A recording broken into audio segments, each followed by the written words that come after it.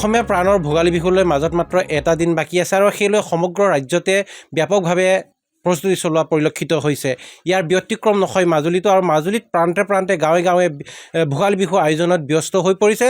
মই এতিয়া উপস্থিত আছোঁ মাজুলী মহকিনাত শইকীয়া দুগ্ধ ভাণ্ডাৰত, আৰু ইয়াতে দেখিবলৈ পোৱা হৈছে তেওঁলোকে ভোগালী বিহুৰ বাবে এনেধৰণে টেকেলিয়ে এনেধৰণে দৈ গাখীৰ প্ৰস্তুত কৰা পৰিলক্ষিত হৈছে, আৰু দৈ গাখীৰৰ পৰা এনেধৰণে তেওঁলোকে অসমৰ বিভিন্ন প্ৰান্তলৈ তেওঁলোকে ৰপ্তানি কৰিব। আৰু এনেধৰণে বিশেষকৈ মাজুলীৰ গাখীৰ বুলি ক'লে সকলোতে বিখ্যাত, কাৰণ মাজুলীৰ এঠা দৈয়ে সমগ্ৰ অসমতে আচলতে চৰ্চিত আৰু সকলোৰে সুনাম আছে, কাৰণ ইয়াৰ খাদ্যই আচলতে সুকীয়া আৰু সোৱাদ অনন্য ধৰণৰ। আৰু এই মাজুলীৰ গাখীৰৰ পৰা বিভিন্ন ধৰণৰ খাদ্য সম্ভাৰ প্ৰস্তুত কৰা হয়, আৰু বিশেষকৈ মাজুলীৰ এই মহকিনাত থকা শইকীয়া দুগ্ধ ভাণ্ডাৰটোত আচলতে সকলোৰে বিখ্যাত।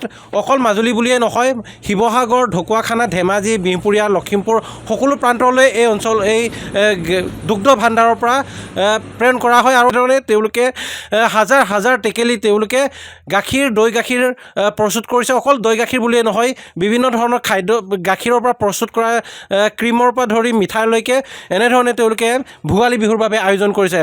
মই আপোনাৰ ওচৰলৈ আহিছোঁ, যিহেতু আপোনালোক আচলতে বছৰ বছৰ ধৰি শইকীয়া দুগ্ধ ভাণ্ডাৰ হিচাপে আচলতে পৰিচিত হৈ আহিছে, আৰু গতিকে ভোগালী বিহুলৈ মাজত মাত্ৰ এটা দিন বাকী আছে, আৰু কেনেধৰণৰ প্ৰস্তুতি? আমি মোটামুটি প্ৰস্তুতি বহুত আগবঢ়াই নিছোঁ, কিন্তু মানে গ্ৰাহকৰ ভিৰ গাখীৰ ল'বলৈ মানে অহা যোৱা হৈ আছে, কিন্তু গাখীৰহে আমি তাৰমানে যিমান পৰিমাণত দিব লাগে এইবাৰ মানে মনটো বেয়া, মানে সাৰ্থক জুবিন গাৰ্গ ঢুকুৱা কাটিকে অলপ বেপাৰবিলাকো অলপ মানে মনটো বেয়া লাগি আছে। হ'লেও তেওঁ পিছ পৰি যোৱা নাই, মানে বৰ্তমান ধুনীয়াকৈ আগবঢ়াই নিছোঁ। কি কি পোৱা যায় আপোনালোকৰ?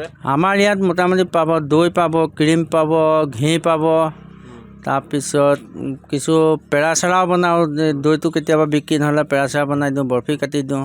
এনেধৰণে ৰাইজে ভাল পায়, মানে ইয়াৰ পৰা আঁকোৱালি লৈছে আৰু চলি আছে।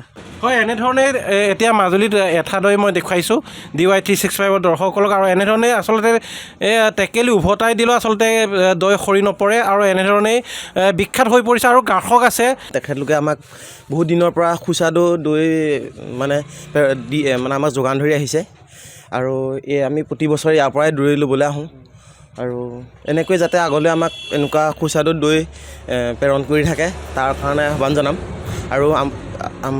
আৰু এবাৰ সমগ্ৰ অসমবাসীলৈ ভোগালী বিহুৰ ওলগ যাচিলোঁ। কেনেধৰণৰ প্ৰস্তুতি মোটামুটি চলিছে, আৰু চবৰে মন বুদ্ধি বেয়া, চবেই জানেই জুবিন দাৰ কাৰণে।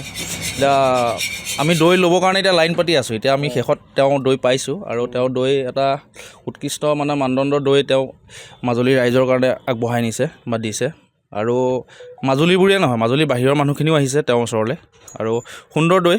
আমি এতিয়া লাইন পাতি এতিয়া লাষ্ট টাইমত তেওঁৰ কাৰণে ৰখিলোঁ। মোক কৈছে, চবকে ক'লে আৰু ৰখক বুলি, লাষ্ট টাইম ল'বলৈ আহিছোঁ। সুন্দৰ। হয়,